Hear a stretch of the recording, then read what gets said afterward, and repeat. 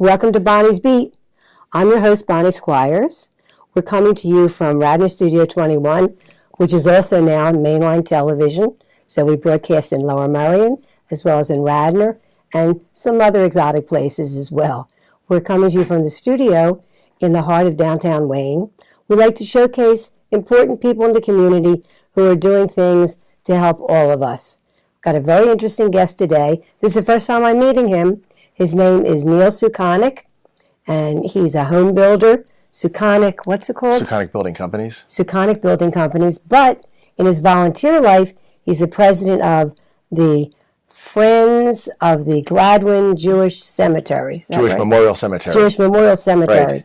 And we're going to learn all about that now, because I bet you didn't know that there's an ancient Jewish cemetery right in Gladwyne, because I didn't know until I started reading about Neil and his compatriots.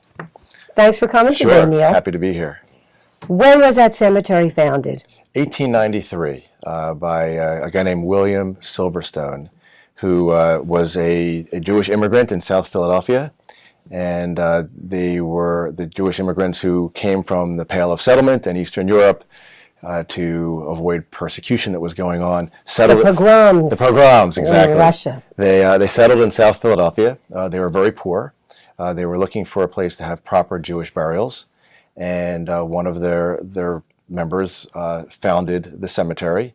And it was founded under the name of Har Hasatim Association, which means Mount of Olive in Hebrew. And it was then different plots were sold off to various benevolent societies or burial societies. Where is the cemetery located? It's located in the heart of Gladwyne, though you would never know it was there because there's no road frontage specific to the cemetery at this point. It was originally close to 20 acres. There's only 6 acres that remain, and there's homes that have been built all around the cemetery. But as far as location, it's on Conshohocken State Road, right near the center of Gladwyne. Where on Conshohocken State Road? If you are coming up Conshohocken, well, let's say if you're coming down Conshohocken State Road from the heart of Gladwyne, where the Superfresh used to be, or where the Acme is now, right. On the left-hand side are a number of homes just past Vaughn's Lane. On the right-hand side is Greaves Lane, which extends from Conshohocken State Road to Writers Mill Road. If there was a road on the left-hand side, the continuation of Greaves Lane, which actually exists, it's a paper street, there's no actual paving, but along that frontage on the left-hand side of the road is where the cemetery is. But it's a couple hundred feet back from Conshohocken State Road with homes in front of it. It's interesting because according to the beautiful history that Neil supplied me about the cemetery, Gladwyne today, it's a fancy address. But in the 1800s was not a fancy address at all. Correct. Yes, Gladwyne was known as a mill town. The fancy addresses of Lower Merion were along the Main Line Railroad and Montgomery and Lancaster Avenues. Conshohocken State Road was a road that paralleled and crisscrossed eventually Mill Creek. Mill Creek was the main creek that ran through Lower Merion Township, and it's named Mill Creek because there was numerous mills all along the creek, many of which were in the area of Gladwyne. There was tenement housing for the people who worked at the different mills, and the mills existed all along Mill Creek, mainly between Conshohocken State Road and the Schuylkill River. Are there any records that are extant from the beginning of the cemetery? Sure, yes. The original deeds are available, and the burial records of just about everybody who is buried there are available, and we have them.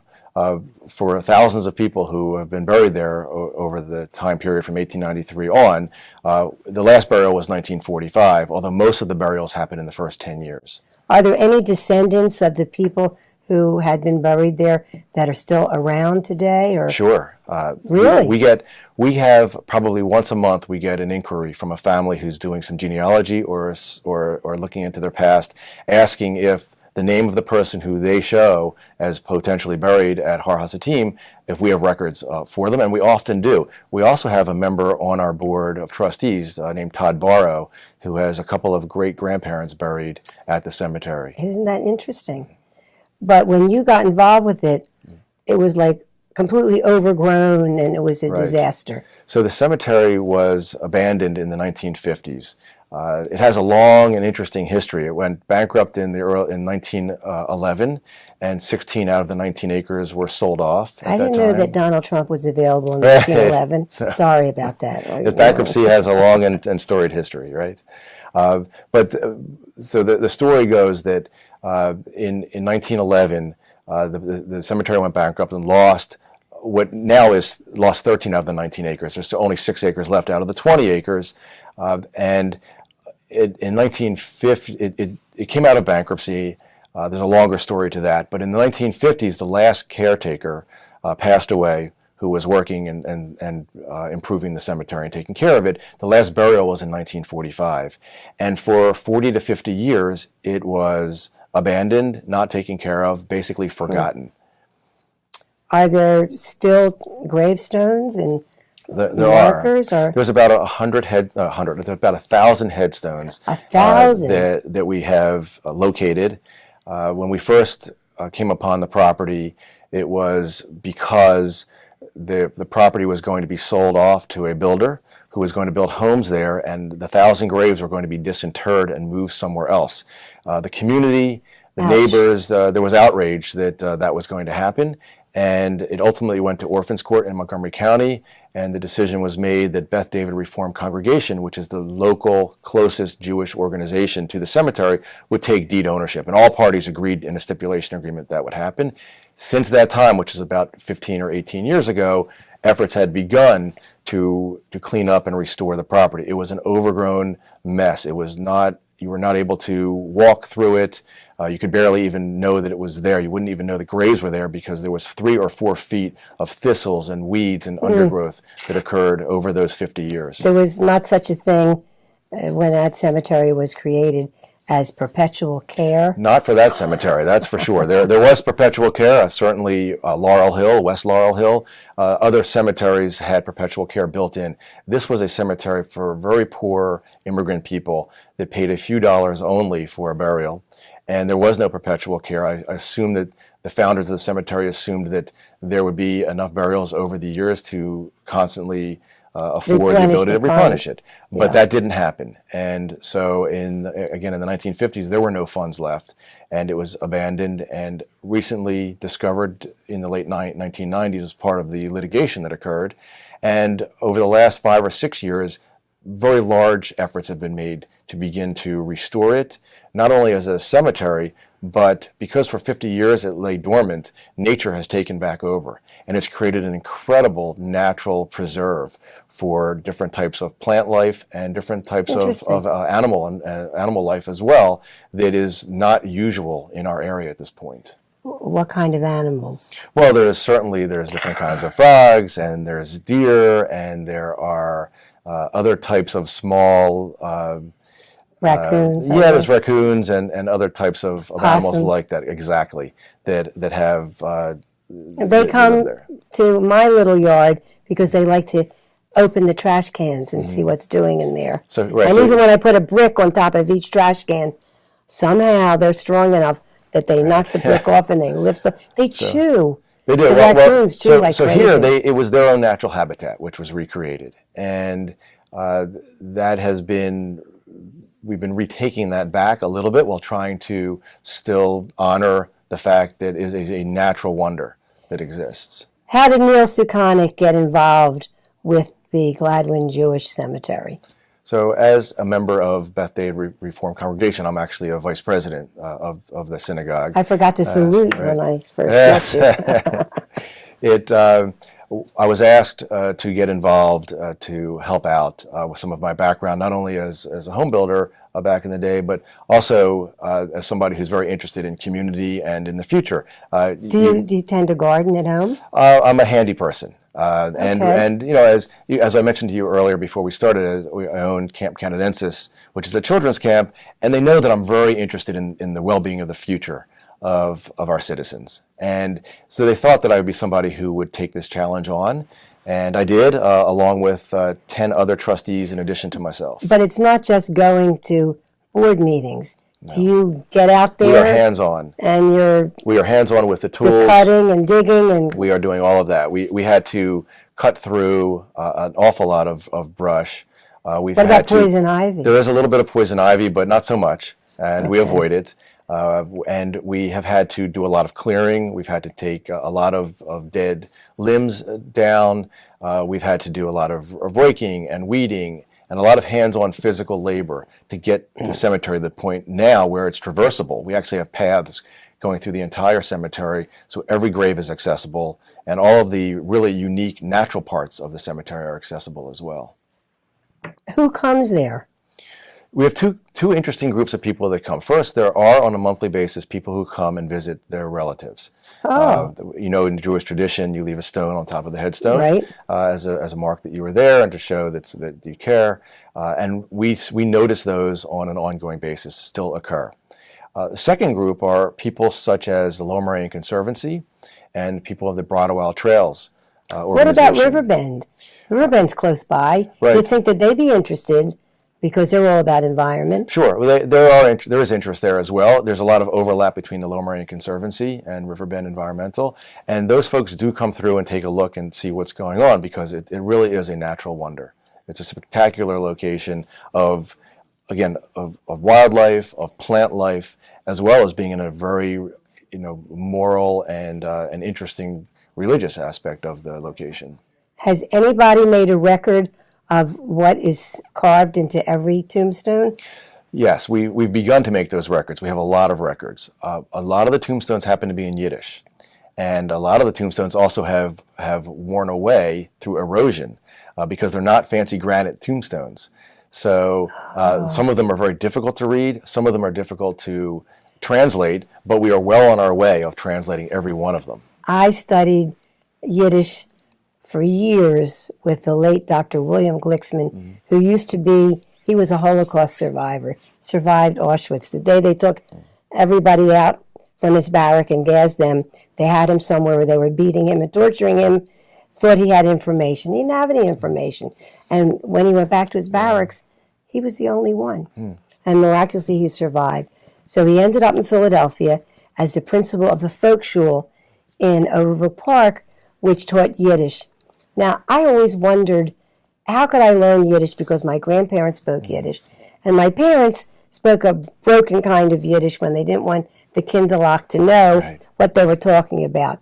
So I studied with him for years, but I could learn to read it and translate it, but I never had a spoken conversation. And I remember my favorite sentence was, Ich habe Schwesterkind in Israel, gewachsen Maranzen. I have a cousin in Israel who grows oranges, but it doesn't come up often at a cocktail party. That's what I remember.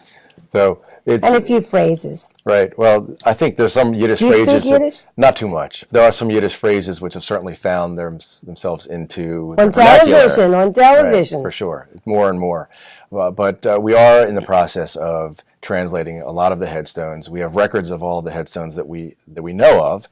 There are more records of people buried there than headstones, and there's an unfortunate history that occurred over time, long before today, of graves being disinterred and moved away from the cemetery on the acreage that is not the remaining 6 acres. Oh, well, who actually owns the cemetery now? So Beth David Reformed Congregation is the owner of the cemetery. That was granted by Orphans Court in Montgomery County as part of the stipulation agreement. But the Friends of the Gladwyne Jewish Memorial Cemetery is the caretaker. We have a management agreement with Beth David. This is a task that goes way beyond what one organization or group can manage. So we are a group that's composed of non-Jewish members, Jewish members, institutional members throughout the community. West Laurel Hill is a community partner of ours that has been very helpful to us over the years. And there's a number of foundations which have gotten involved with us as well. Which foundations? I'm not sure if they want. My next question was, where's the funding come from? Because it takes money. Yeah, there are some foundations. I don't know that I'm at liberty to state publicly who they are. Your board members will have to give, right? They do, and we have a very generous board and a lot of generous members as well. But the work that we've done so far has been a lot of hand labor and a lot of elbow grease. The work that's going to begin in our next chapter is work that needs more skilled labor. For example, restoring the headstones. Many of them are fallen over. Many of them are cracked in half. We have a group that's going to be coming in called Gravestone Matters, who are the group that they just finished up the Mount Carmel restoration for the vandalism that occurred in Northeast Philadelphia earlier this I was year. going to ask you about And vandalism. so we haven't had any vandalism. Thank heavens. But no one can find it. So Oh, well, good. right? That's good. It's good to be invisible. A little bit. But we are, one of the things that we certainly can't do ourselves without professional help is the headstone restoration, and that takes funds and that takes money, and that's what we are in the next chapter of our evolution. We have a master plan that was prepared for the entire site back in 2015. We just finished. Who did that master So that was plan? a group called the Land Health Institute. Were they a paid consultant? Or They were. Okay. They were. And then recently, we just finished with Tend Landscaping, who are naturalist landscapers, a full landscape plan for the site as well. And we're working with Yerkes Engineers to facilitate an access point from Conshohocken State Road to our site as well, for not just pedestrian access, but for vehicular access, a small vehicular access point, because right now you need to park at Beth David Reformed Congregation and walk a couple of 100 yards down Conshohocken State Road to get to the cemetery, and not the best way to have to access it. What about a bike path? Is there going to be a bicycle path? Well, the bike path can certainly go up the same right-of-way, the Greaves Lane right-of-way that automobile could go up. It's also would tie in, hopefully, to the Broadwell Trails, which, as you know, go all throughout Gladwyne and Lower Merion Township. That's for horseback riding. That is, but there are people who walk the trails a lot as well. So I don't envision horses coming through our site, but as part of of the rights of way that exist for trails, we'd be happy to be part of that, all the way from Rolling Hill Park all the way through that historic section of Gladwyne. I walk from my front door to my car, from my car to my clients, and back again. I'm not big on even when I was a consultant for Riverbend. Just to walk from their parking lot to get to the barn. Well, the access point would be tremendous for it, because you'd be able to pull in the Greaves Lane right-of-way. You'd be able to pull up to our cemetery entrance and walk about 20 or 30 feet to where you'd see the first graves, and where there would be some areas of reflection and some calming type of areas. This is not just going to be an historic cemetery. It's going to be a park-like setting where people could come they might have no interest in the cemetery itself, but might have an interest in just seeing a spectacular natural setting. Very interesting. I was surprised when you said that West Laurel Hill is a partner with you. Right. Because West Laurel Hill, well, maybe that's why they did it, because they started their own section that's supposed to be a Jewish cemetery. Right. I don't quite know how that works, because I thought Jewish cemeteries had to be dedicated, devoted to Jewish burial and Jewish laws. I know they have a Jewish cemetery section. I think it's its own section. I know some people who have been buried there. I know they're successful in adding it, and they've been very good to us. We're a memorial cemetery, so there's no active burial, so we don't compete with them. But they have a wealth of knowledge of managing an historic cemetery and historic property, and they've been very, very good to us in helping us, strategically. I know that you said that they were basically indigent people, Jews, poor Jews from South Philly that were buried there. But in your study, have you found any names that leap out at you that are prominent names, or a descendant became prominent in the community? So we have not found a lot of prominent names in it. The reason for this cemetery was that they couldn't afford to be buried in some of the downtown cemeteries that existed at the time. There are some veterans, that are buried there, and I'm sure if we were to really begin from which wars? World War I was really the latest war that someone. How about the Civil War? Anybody from the Civil War? We don't think so. None that we have found. Okay. But these are people who came over to the United States. Spanish American? Yeah, well, they came over to the United States in the 1880s and 1890s and early 1900s to, again, as you mentioned before, escape the pogroms. The average length of livelihood in the United States before their death was an average of about 10 years. So people had either come as adults to escape the persecution, or if they were born in the United States. If they were born in the United States, we have a lot of young children who didn't survive some of the epidemics that occurred in the early 1900s. And I think if they survived, they certainly were buried after this cemetery was dormant, after it became inactive. You sent me a beautiful history of the cemetery. Who wrote that? Do you know? I did. You wrote that? Yes, it's gathered from a number of different articles. A builder who right. can write the English language. So, a miracle. so thank you. It's it's a history that I've done numerous presentations about the cemetery, and we've studied it so often that I basically have gleaned a 3 or 4 page synopsis that someone can get a feel for it very quickly. There's so much more detail that exists even than what I gave you, but you get the overview of the picture of really what it is. It's had a very interesting history. What does your wife do? My wife is a clinical social worker. She worked at Jewish Family and Children's Service for a long time, but now my wife is involved with Camp Canadensis with me. So she's up there all summer. She runs our health center.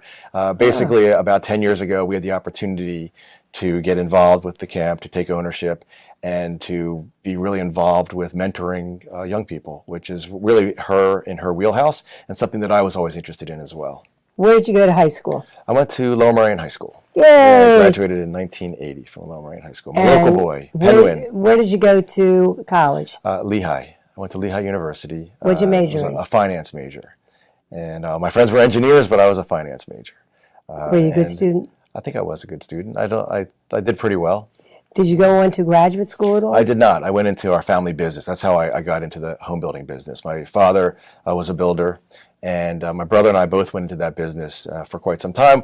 My brother runs that business more than I do at this point, but I'm still involved with it because most of my energy is spent, as I mentioned before, about the camp. Camp Canadensis. Yeah. But we're still involved with the home building business, and it made me very well suited for the type of task that we need at the cemetery site because you need to be very hands-on, handy. You need to be able to know a lot about the land and how to protect it.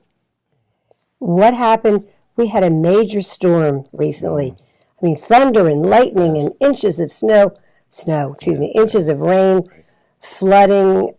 There's along, I forget what street it is, but you have to drive through a creek to get up to Haverford. Right, yes. They close that off every time there's a major storm. What kind of damage happens to the cemetery when there's that inundation? Right. Well, there used to be a lot of damage, but one thing we've done is with all the paths is we've handled the stormwater through something called rain bars, which what's a rain bar? A rain bar goes across. It starts with a piece of wood that goes just under the ground, and then you build the ground up above it, and it takes the rain that would normally erode the paths, and it diverts it into more wooded areas where the rain can be absorbed by and slowed down by the foliage and also absorbed by the roots. So we still do have erosion, and we need to do more. But one of the things we've accomplished over the last number of years is to begin to manage the stormwater.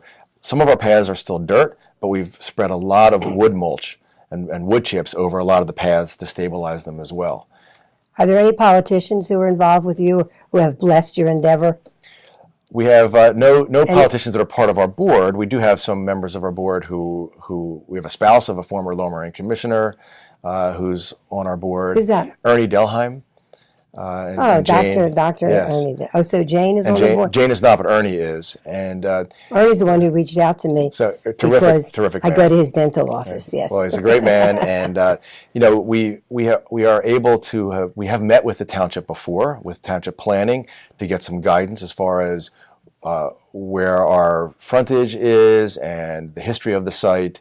And who's the commissioner for where the cemetery is located? I'm not sure who it is right now. It changed in the recent election.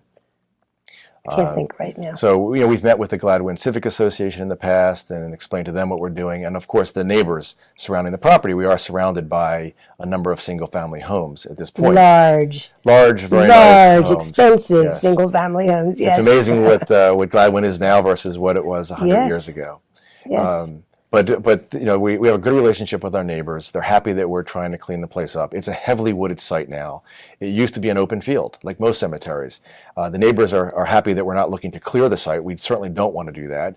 We want to manage the forest that's there properly, and that means taking down dead limbs and removing invasive species and making sure that the native species are able to thrive on site. Is there, I was just thinking, the head of the Asplund family just died. Is there a tree cleaning service that you use, or do they donate their services? We do. There's a company called Teva Landscaping, which has been very helpful in removing dead limbs and helping us to clean up the site as needed when we need equipment beyond which we can provide ourselves. Teva is a Hebrew word. It is. I forget what it means, because there's also Teva Pharmaceuticals that's here and in Israel. Correct. Yeah, but they're not related. Not related. This is a small but very dedicated landscape outfit who's been terrific to work with. Schreiner Tree Service donated a number of loads of wood mulch for us and wood chips. Good for them. Locally, so that we could use those to stabilize the paths. And there's been a number of other folks and companies that have helped us with services.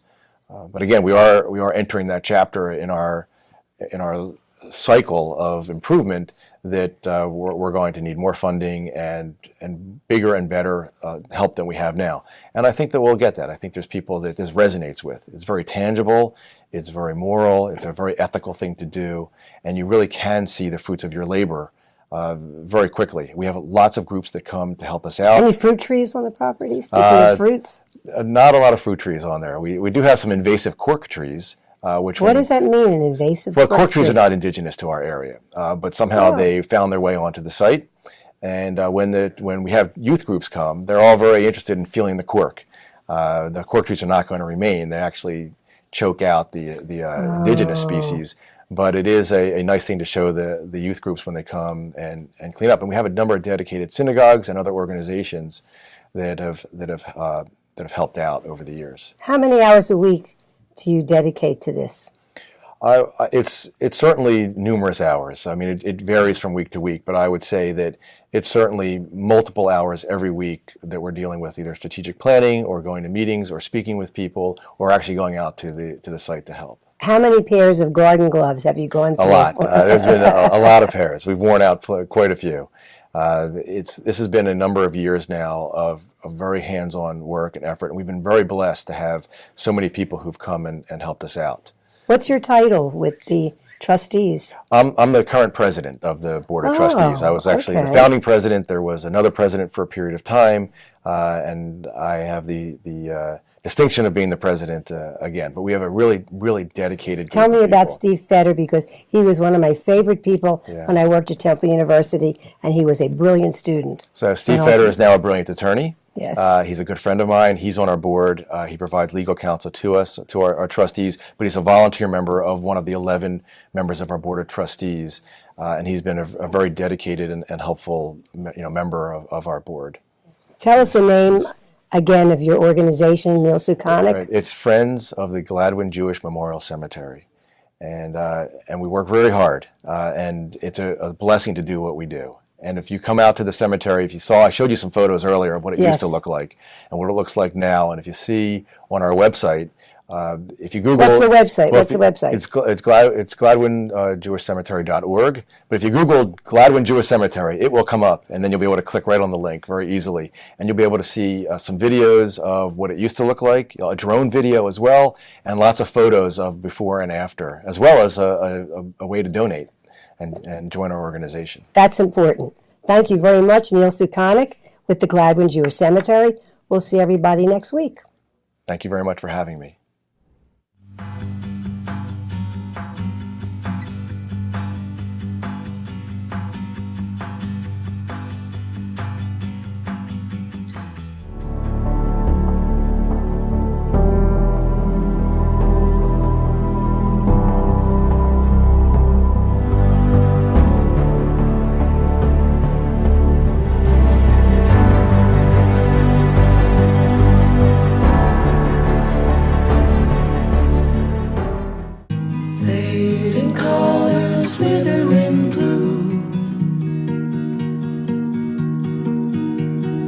Sour emotions vanish in views.